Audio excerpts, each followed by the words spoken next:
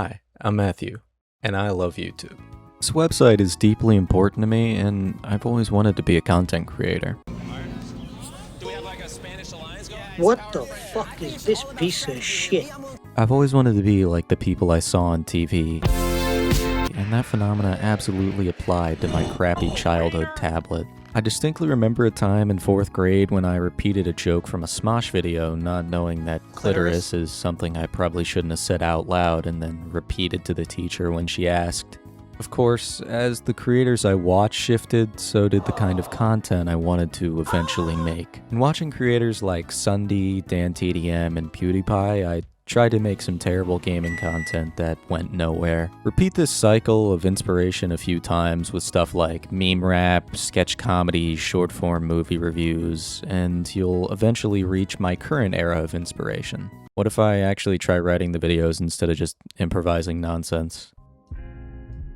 While those creators certainly are important to me in some way, I don't necessarily find myself tuning in to watch the new Mr. Beast, PewDiePie, or Sunday video. These people, without being too mean, are easily digestible for a young kid. Quick, loud, and simple. Over time, it came about that I just found screaming less funny, and I also didn't like how little I interacted with the video beyond just letting it pass through my retinas. That's when I found new creators, ones that said interesting things and argued them in a way that was simply awe-inspiring to me. Instead of inspiring me to just kind of loosely copy a style but do it much, much worse, the creators I'm going to talk about inspired me in a much more meaningful way. Writing.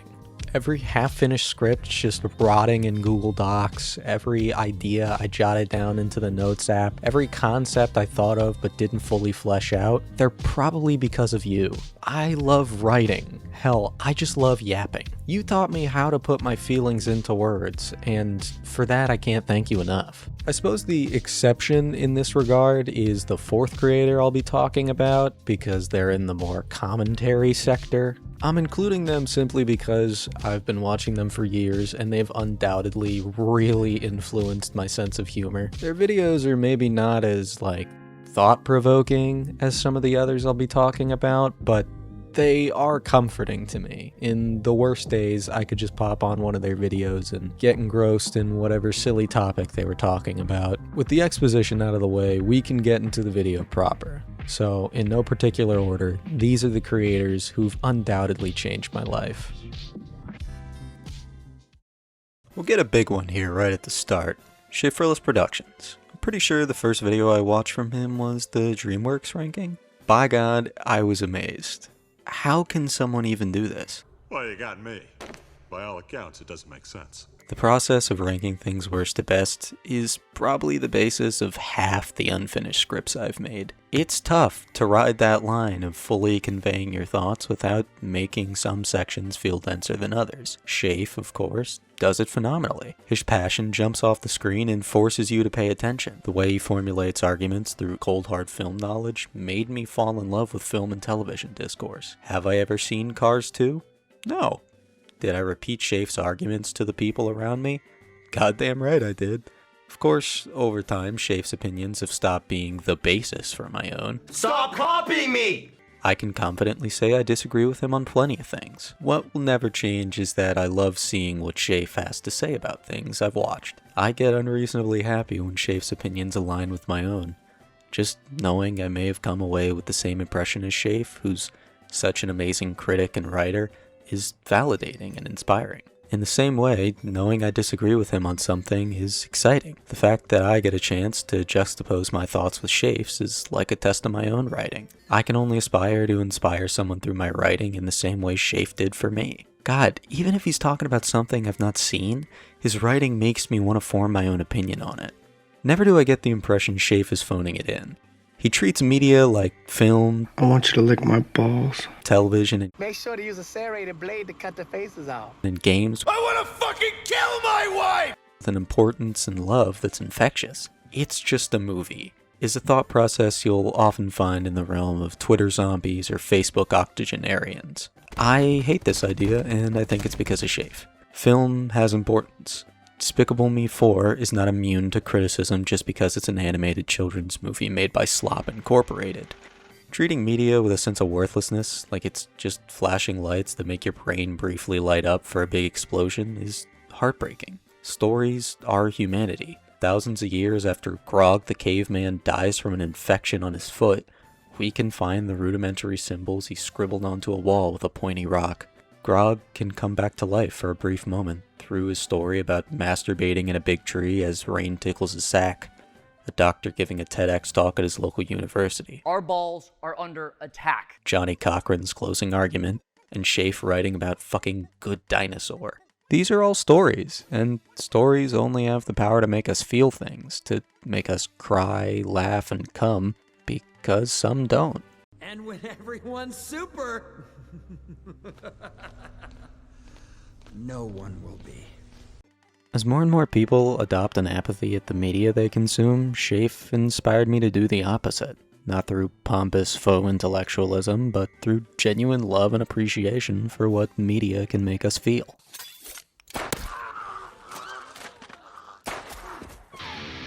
Even after, 6 years, watching Schaff still fills me with the same buzz of inspiration. Schaff's video discussing all the anime he's seen made me want to watch and rank a bunch of anime. Through watching so many anime, I've developed a real love for the medium. The director rankings are incredible, so I wanted to do one for David Fincher. While I only made small progress on it, the idea got me started writing text for a majority of my Letterboxd reviews, undoubtedly helping me improve. Schaff's video watching the Oscar nominee announcements live made me want to watch and rank all the Best Picture nominees. So, and watch multiple movies I probably wouldn't have touched, and in doing so, wrote stuff I'm genuinely proud of. As writing becomes more of a distinct passion for me, I feel Schaff is the first person to thank. Without Schaff, none of that would have happened. Todd in the Shadows is an unbelievably good creator. Todd's been making videos about popular music since around 2009, only a year after I was born. The experience shows. Despite the fact that I'm much less critically inclined with music, Todd makes me think about the technical aspects without ever devolving into a boring clinical tone. The way he writes is what I strive for. Todd can take someone I've never heard of, make a 30-minute breakdown of their music, and leave me wanting more. More than anyone else I watch, Todd makes me want to do homework. I feel my musical horizon is genuinely broadened when I finish one of his videos. I found some of my favorite songs and artists through Todd. For example, Todd's video on Be Here Now really sold me on Oasis's early albums. After listening to some big Oasis songs, they're now my favorite band of all time. Another Train Records video, this one on Crash by the Human League, got me to check out the album. Well, not all of it was great. Human quickly became one of my favorite songs of all time. I still listen to it very often. Piano in the Dark, You Get What You Give, Being It, Only Wanna Be With You, Back to Friends, Deep Cover, and Someday Never Comes are just a few of the other great songs Todd introduced me to. Without his excellent presentation, I doubt I'd have come upon these artists naturally. Like many, I started watching Todd through his year-end lists. I believe my first was Top 10 Worst Hits of 2020. Obviously, it was an excellent video that immediately got me to watch his other top 10 lists. For a while, though, it stayed there. I didn't watch Train Records, One Hit Wonderland, Pop Song Reviews, or even Cinemadonna. Boy, do I feel stupid for not watching them sooner. I eventually took a chance and put on the Train Records episode about Lost and Found in the background while playing a game. So quickly, his videos can anchor you in a time period, building context without the viewer even realizing it's happening. The background noise quickly became the center of attention. 31 minutes flew by in what felt like 5, leaving me wanting more even despite how satisfying it was.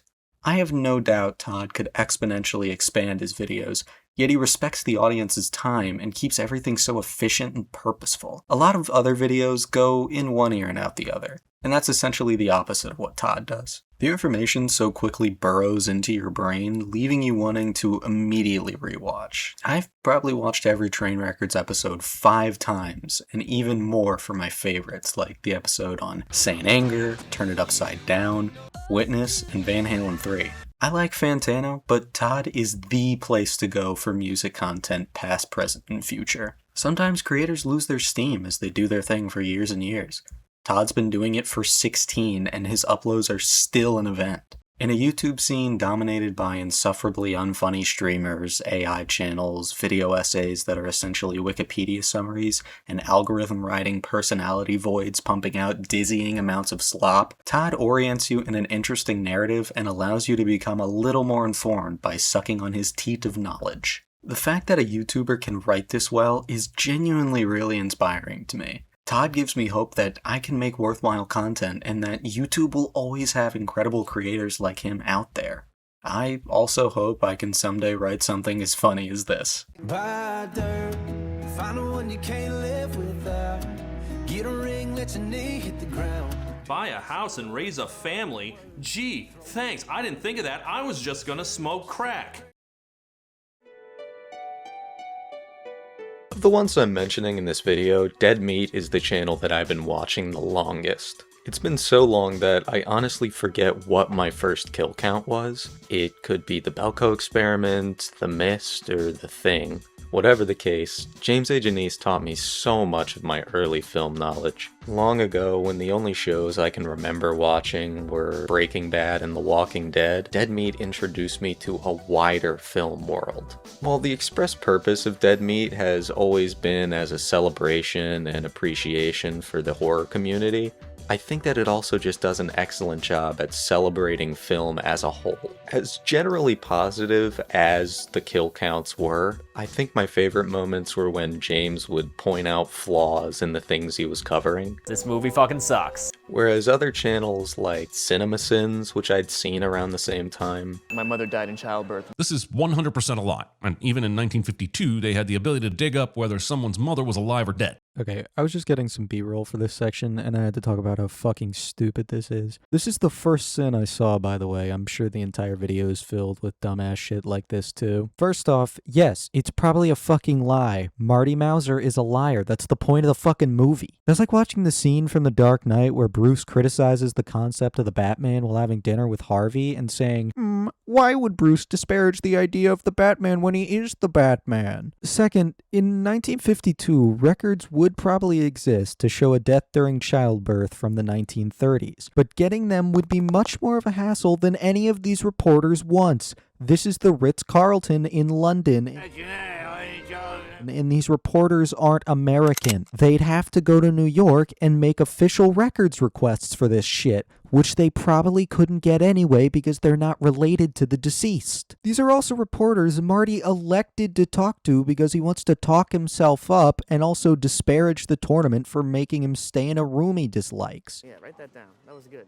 Yeah. Write that down. Alright, tangent over, back to the regular video. Also not comparing Dead Meat to CinemaSins, just that was kind of my basis of knowledge at the time. You often get kind of stupid nitpicks and nonsensical criticisms that just really mean nothing. There was almost never an outright negativity with James. He always wanted to like the things he covers. Even now, when I do find a lot of enjoyment in watching and critiquing bad media, I'm trying to improve my ability to point out the good parts. Speaking personally, it's easier to point out a piece of media's flaws than it is to point out why it works well. This is a good opportunity to exercise my positive writing because Dead Meat is even better than when I started watching. Seasonal rot is usually a term used in relation to shows like The Simpsons or Family Guy. Peter, what are you doing? Crack? I feel it can also apply to many YouTubers, as I mentioned in the previous section. So it's excellent to see when a channel just continuously keeps improving, like in the case of Dead Meat. I'd even say there's been a lot of substantial improvements. During the first few years, James kind of talked at 1,000,000 miles per minute, and I think it sometimes diluted punchlines because they just passed you by so fast. Home to a whole bunch of dudes who are happy to take that dog off your hands, guys. They'll feed it and walk it every day. The Norwegians don't trust the Americans to be good pet owners, though, so they get out and pursue the dog. Thankfully, gone are the fast talking of 2017 and 2018 and the unnatural YouTuber voice of 2019 to 2021. But she too doesn't want to validate Cole's experience and instead tells him to just focus on the good stuff that happened that night. Nowadays, James speaks in a much more conversational cadence, allowing for his natural charisma to shine through. The kill count intro was changed slightly to acknowledge the big leap in writing. Modern kill counts really live up to the moniker of Tally up the victims in all our favorite horror movies and show you how they were made. so much interesting behind-the-scenes information is relayed through kill counts, making them a really fascinating viewing after you've seen the film yourself. Whether modern or historical, you get a good view of the people behind the film. The kill counts really are a celebration of every aspect of film. Dead Meat has always had high production value, looking far above many other YouTube shows. The sets are always stylized for the film James is covering, and it can occasionally lead to some really funny background gags. Another big thing I'll commend James for is just how much his love for horror shines through. James, of course, covers a lot of the big franchises, but it doesn't really feel like cynical number decisions. James routinely covers ancient films, even knowing the general audience is scared of the spooky black and white. These kill counts are so goddamn interesting as an insight into what film was like 100 years ago. Cult classics are another aspect of James's coverage that I really love. So here's just a small list of the films he's introduced me to. Tales from the Hood, Sleepaway Camp, It Follows, Bloody Birthday, Better Watch Out, and motherfucking Leprechaun. A more recent video of the Dead Meat kill count, yes, a kill count of all the previous kill counts, was such an amazing watch. It puts into perspective much of the troubles James has faced in running Dead Meat, and as a longtime viewer, it was kind of emotional. Even during a view downturn, in the most profitable month of the year, James refused to cover mainstream films while the Writers Guild strike was going on. He had no obligation to do so, but he did it anyway. Obviously, I don't know James in real life. I'm not going to speculate on the content of his character as if I do, because that would be unfair. What I will say is that he just seems to be a genuinely standout human being that played a massive role in my childhood. He also just happens to be an excellent content creator whom I look up to as a standard of what I could someday create on this platform. Hey, what's up guys? Matt Yappington here. I'm gonna tell you about why I love Moist Critical more than I love getting my dick sucked while I'm getting my ass eaten out. This will probably be the most controversial inclusion, but excluding Charlie would be immensely dishonest. While the previous I can't keep doing the impression. While the previous creators were included because of how they inspired me as a critic and writer, I'm including Charlie simply because of how much he's inspired my humor and even general speech. When I started watching Charlie in around 2021, it wasn't long before his videos became a pretty much daily fixture in my life. Charlie was, and still is, earnest, entertaining, and often really funny. He's the kind of creator you can tell does it just for the love of the game. I mean, Charlie's been uploading 2 videos a day almost every day for years. I know what they say about quantity versus quality and all that.